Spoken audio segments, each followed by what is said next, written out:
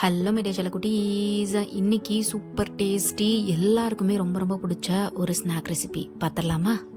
சுட சுட ஹெல்த்தியாக டீக்கு வச்சு சாப்பிட்டா அப்படி இருக்கும். மெதுவடை தாங்க அது.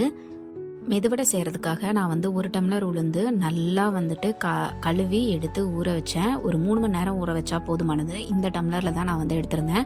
ஊற வைக்கும் போது 1 டம்ளராக இருந்தால் அது ஊறி வர்றப்ப 2 டம்ளராக ஆகிடும். நீங்கள் மிக்சிலையும் போடலாம், கிரைண்டர்லேயும் போடலாம். மிக்சியில் போடுற மாதிரி இருந்தால் கொஞ்சம் ஐஸ் கட்டி போட்டு போடுங்க. இல்லைனா மாவை ஃப்ரிட்ஜில் வச்சுட்டு அதுக்கப்புறமா அரைச்சிக்கோங்க. இல்லைனா ரொம்ப ஹீட் ஆகி மாவு வந்துட்டு பொது பொதுன்னு வராது. ஆனால் கிரைண்டர் தான் பெஸ்ட் ஆப்ஷன்.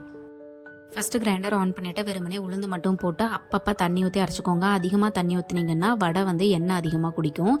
கரெக்டாக ஆட்டுப்பட்டுருச்சா அப்படின்னு எப்படி கண்டுபிடிக்கணும்னா, இந்த மாதிரி ஒரு குண்டால தண்ணி ஊற்றிட்டு கொஞ்சமாக மாவு எடுத்து போட்டு பார்த்தீங்க அப்படின்னா உடனே முதந்து வந்துச்சு அப்படின்னா மாவு நல்லா ஆட்டிருச்சு அப்படின்னு சொல்லி அர்த்தம். அதே மாதிரி நீங்கள் கையில் தண்ணியை தொட்டுட்டு மாவை கையில் எடுக்கும்போது நடுவில் ஓட்டை போட்டு பார்த்தீங்கன்னாலும் மாவு ஆட்டுப்பட்டுருச்சுன்னா தெளிவாக ஓட்டை வந்து விழும், கையில் ஒட்டாமல் விழும். அது அப்படியும் இல்லைன்னா நீங்கள் ஆட்ட உங்களுக்கு ப்ராக்டிஸ் ஆயிரும். நல்லா மாவு உப்பி வந்துச்சுனாலே நல்லா ஆட்டிடுச்சுன்னு சொல்லி நீங்கள் பக்குவமாக எடுத்துடலாம். எப்பயுமே மாவு ஆட்டின உடனேயுமே நீங்கள் செய்ய வேண்டியது உடனே கொஞ்ச நேரத்துலேயே வந்து வடை வந்து போட்டுருணுங்க. அதே மாதிரி கையில் நல்லா வந்துட்டு தட்டுடணும். இப்போ நான் வந்து பீட் பண்ணுற மாதிரி கையிலேயே வந்து நல்லா பீட் பண்ணிக்கணும். பீட் பண்ணிவிட்டு எண்ணெய் அதிகமாக குடிக்காமல் இருக்கிறதுக்கு இது ஒரு ட்ரிக்கு. ஒரு 2 டேபிள் ஸ்பூன் அரிசி மாவு வந்து ஆட் பண்ணிக்கிட்டேங்க. நான் எடுத்துருக்கிறதுக்கு 2 ஸ்பூன் ஆட் பண்ணிக்கிட்டேன். நீங்கள் உங்களுக்கு தேவையானதை ஆட் பண்ணிக்கலாம். அடுத்ததாக வந்து வெங்காயம், ஒரு பெரிய சைஸ் வெங்காயம், பச்சை மிளகாய், அதோட சேர்த்து கொஞ்சமாக கருவேப்பிலை, கடைசியாக ஆட் பண்ணது கொஞ்சம் உப்புங்க. உப்பு வந்து பார்த்துட்டு ஆட் பண்ணிக்கலாம். அதுக்கப்புறமா வந்து பெருங்காயத்தூள், கட்டி பெருங்காயம் இருந்தால் ஆட் பண்ணிக்கோங்க. இதெல்லாம் ஆட் பண்ணிவிட்டு நல்லா வந்துட்டு கலந்து விடணுங்க. கொஞ்சமாக இஞ்சியும் ஆட் பண்ணிக்கோங்க. பெருங்காயமும் உப்பும் வந்துட்டு கம்மியான அளவில் ஆட் பண்ணுங்கள், அதிகமாக ஆட் பண்ணக்கூடாது. உப்பு பார்த்துட்டு கூட பின்னாடி ஆட் பண்ணிக்கலாம். ஸ்டார்டிங்லேயே ஆட் பண்ணிங்கன்னா ரொம்ப உப்பு கக்கிற மாதிரி இருக்கும்.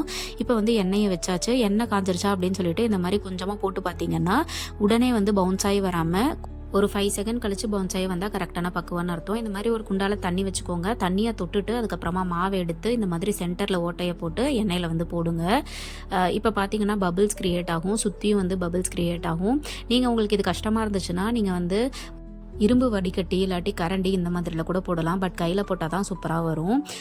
ஸோ இந்த மாதிரி சுற்றியும் பபிள்ஸ் வருங்க. அதுக்கப்புறமா இந்த அளவுக்கு கோல்டன் ப்ரௌன் கலரில் ஆனதுக்கப்புறமா வந்து நம்ம எடுத்துடலாம்.